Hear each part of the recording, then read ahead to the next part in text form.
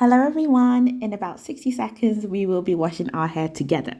When I talk about my regimen and I say it keeps my hair moisturized for up to 10 days, it allows me to retain a lot of length, it stretches my hair longer and longer over time, and it leaves me with little to no breakage. The most common question I then get is, well, will it work for me? Will it work for me if my hair's not as long as yours yet? Will it work for me if my hair is high porosity? Will it work for me if my hair is 4C? Well, we're gonna know today, okay? This video is intended as a do along with me tutorial, so watch it on wash day, do as I do, and pause when you need to. Once you're done with this tutorial, observe what worked for you, observe what didn't, and hopefully you'll have a better regimen than you did yesterday. Let's get into it. Let's start off with all the products and tools that you'll need. You don't have to use these exact products, but choose something with the same function. I'll leave the links for all of the ones I'm using in this video in the description below for you. First, you'll need a moisturizing shampoo. Here's the one I've been using for the last couple of months. Next, you'll need a moisturizing deep conditioner. I'm using this one by Miracle 9. Next, you'll need a liquid leave-in. I'm using this one by Urban Hydration. If you're low porosity like me or protein sensitive, make sure you select one with no coconut oil. Lastly, you'll need some sort of hair grease or hair butter, whichever you prefer. For me, as usual, I'm using my home-made hair butter, which usually looks like this. If you're interested in purchasing, you can find the link along with all the other products in the description below. Thank you for all your amazing reviews and feedback so far. If you don't have a hair butter or grease, you can opt for a thick cream, but the thicker the better so that the moisture really gets sealed in. Onto tools, you'll need something that keeps the heat in while deep conditioning. I use a thermal cap. You can see what I think about it in the video linked at the top. You can also use a hairdryer attachment or a standing hairdryer. Then for detangling, all you will need is your fingers. You'll also need a few flexi rods. I use about 10 each wash day, and I'll link those below. And then you'll also need about 20 bobby pins and a sharp pair of scissors as well. But let's get started. So you want to start off by sectioning your loose hair into 4 sections, 2 in the front and 2 at the back. It doesn't have to be a super neat parting, mine's just like that because it's just forever parted like that. Make sure to pull the sections apart gently so that you don't create any more breakage than you need to. If it's been a while since wash day, i.e. more than 7 days or so, your hair may be in a very dry and fragile state, so you want to treat it very carefully, at least until you've nourished it a little. Once you have parted it into 4 sections, you then want to twist up each section securely and pin them up with bobby pins in preparation to jump into the shower. So we're going to be working on one section at a time at this stage. Once you're in the shower, you have 2 choices. You can either keep your hair twisted or loosen the twist. I've done both and they both work well, but in this clip, I've loosened the twist. If your main goal is growth and retention, and if you're a beginner to natural hair care, I would recommend for you to keep your section twisted while you're washing, because if you haven't quite mastered technique, it can cause more tangles and breakage to have your hair loose. Once your hair is fully saturated with water, you're going to wash your scalp. Then whether your hair is twisted or loose, you're going to pull it taut so that you don't cause any tangles, thread your fingers through to your scalp and massage it with the shampoo to clean. You don't need to wash the length of your hair with shampoo rigorously or lather it through in circular motions to clean your hair. I found that though it looks cool, it just causes extra tangles and breakage, and that's exactly what we're trying to avoid. What we do want to do, however, is smooth some of the shampoo from our scalp down our hair to remove any stubborn remnants of products that we have used before, aka build up. Then once that's done, we're going to rinse our hair very, very, very thoroughly. We do not want any remaining shampoo to remain in our hair. Now I'm repeating the process for a second shampoo, but please only do this if you feel like your hair needs it. Signs that it may need it is that it still feels a bit gunky after the first shampoo. If it does not, then you don't need to do this. Once you finish washing that section, then you can just twist it up and move on to the next one. While we are waiting for that, I do need to tell you that this video is inspired by the many messages and comments that I get across my platforms from you loves that say that you've tried my regimen and that it is luckily working for you. So a huge shout out to two people in particular. One is the very beautiful Priscilla, who follows me over on Instagram. Priscilla recently became a loose natural again after taking out her locks, and she's been using my regimen and is super happy with the results. Thank you so much for sharing your pictures with me and allowing me to use them in this video. Wishing you the best on your journey as a new mummy as well. So moving on to after you're out of the shower, we're going to be working on one section at a time, so you can go ahead and pin the rest up. Once you've grabbed that section, you're going to want to split it into two so that we can detangle accurately. Then we're going to start applying the deep conditioner to your hair while finger detangling as well. I always say finger detangling. It's really weird. This kills three birds with one stone, as it takes away the need to use regular conditioner. It allows deep conditioner to be evenly distributed, and it provides slip, I should say, for the detangling process as well. So there are many different finger detangling techniques, but I like to do exactly what you see here, which is a combination of raking through and smoothing the hair down as well. When I catch any tangles, I usually just separate the hair, not pull through or yank apart, but separate. You can see that technique on screen now. This process is probably one of the most hands-on and lengthiest parts of the whole wash day. So for me, it takes about 20 to 40 minutes, anywhere between that. 20 on a good day when I've really kept up with my hair and I've washed it quite recently, but 40 or a little bit longer than that even on a not so good day when I've let my hair sit for 2 weeks plus. So that's never the most positive experience for me. After you finger detangled the section, you then want to twist it up again and move on to the next one. You can pause the video here before you move on to the next part. Once all of the twists are done, we're going to go ahead and pin them up so that they can fit into our heating cap or whatever device you are going to be using.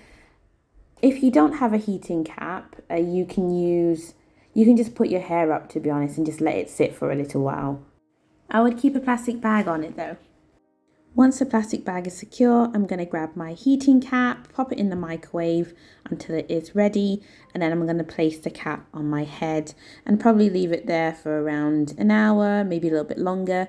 This one doesn't honestly stay hot for too long, so I usually have to reheat it during the process. Once the time is up, you want to hop back in the shower and rinse out the deep conditioner thoroughly. So I didn't film that part, so here I am after jumping out of the shower. As you can see, my hair is free of deep conditioner and it's still in the twists. So what we want to do now is work on every section one by one. So I'm just pinning up all the sections that I'm not going to be using at the moment. So finally, we begin the moisturizing and sealing process. So I'm going to undo a section and apply the leave-in conditioner to the wet hair to moisturize. I'll put the link to the product that I'm using today below. If your hair is anything like mine, aka low porosity and protein sensitive, I would avoid products that contain any coconut or rice related ingredients as a leave-in. For me, it causes my hair to go very stiff and a little bit brittle as well. This can be really difficult, however, on a natural hair market. So if you do use a product that does have coconut or rice in it, then try and find one that has it a little bit lower down on the list so the effects aren't too much. If you don't have these issues, then of course you can just pick whatever you like. However, I would avoid any products that are heavy in humectants like honey, because they draw a lot of moisture into your hair, which can then offset this entire regimen, because we want to ideally load our hair with moisture on wash day and then let that diminish slowly and naturally before the next wash day. This is what allows me to stretch my hair so well over time. So humectants will impede that process and you'll end up with fluffy, almost wet hair like I did when I tried a new product like recently in this photo. The result isn't bad, it's very pretty. It's just that it's not what we want for this regimen where the hair needs to stretch over time to avoid tangles. After that, as I described at the beginning, I always follow up with my hair butter. If you have it, you can of course use it. If not, you can use a grease, a thick cream, or even just a pure shea butter or mango butter. Ideally, we want something really thick that's going to hold in the moisture for long periods of time, because as I mentioned, we're not going to re-moisturize our hair between wash day apart from the ends. So you can see after I apply it how my hair is behaving a lot more differently. It's a lot more weighed down, which I think some people see as a bad thing. But in my regimen, being weighed down isn't a bad thing, because it helps me to keep my hair stretched, which means less tangles, which then means less breakage, which then means more length retention. Here are some close-ups for you.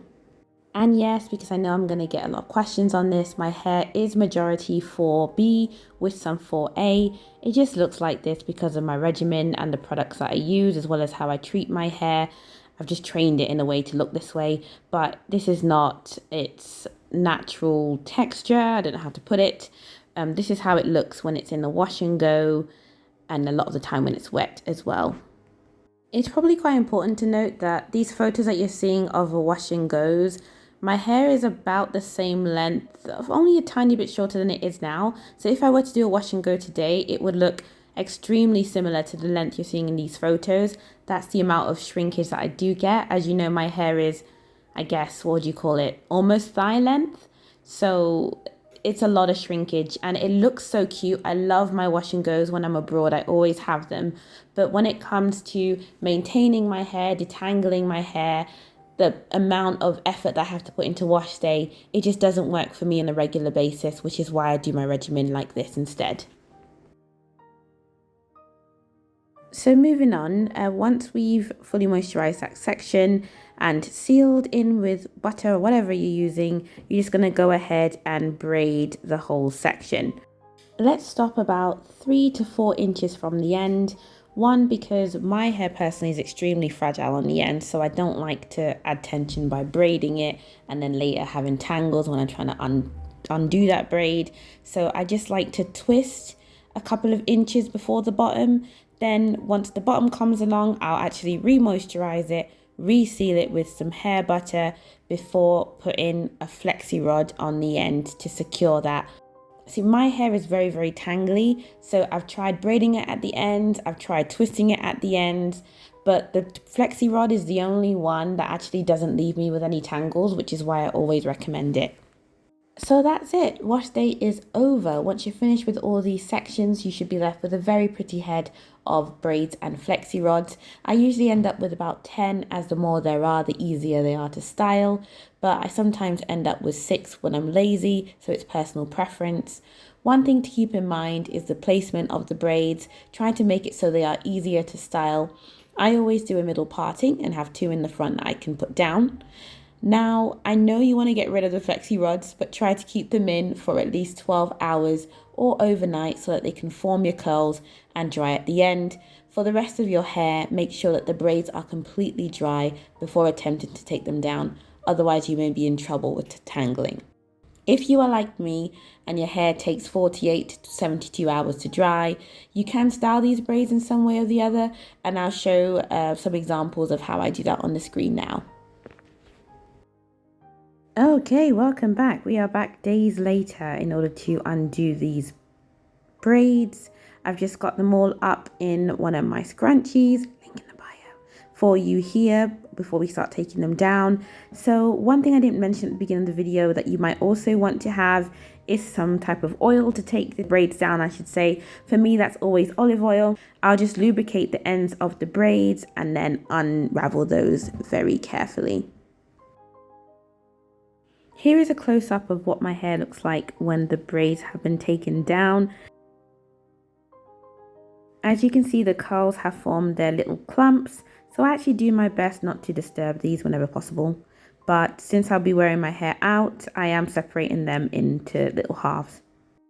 So once we're done taking our hair down, we should have something like this. A very shrunken, quite a shrunk braid out, and then this should get longer over time basically, and I'll explain exactly how that happens in another video, which is called how I stretch my braid out. So this is how I deal with my hair every single time I wash it. I'm gonna link it below because it technically is the part 2 of this video, but of course it was made first. But I hope you enjoyed this video on how I do my wash day. It was very detailed and very long. If you have any questions, please leave them below. If you want to stay, you can see me just braiding up my hair, as I'm not going to leave it out. If this video brought you value, please be sure to give it a like and subscribe if you'd like to see more, and I'll see you in the next one. Bye.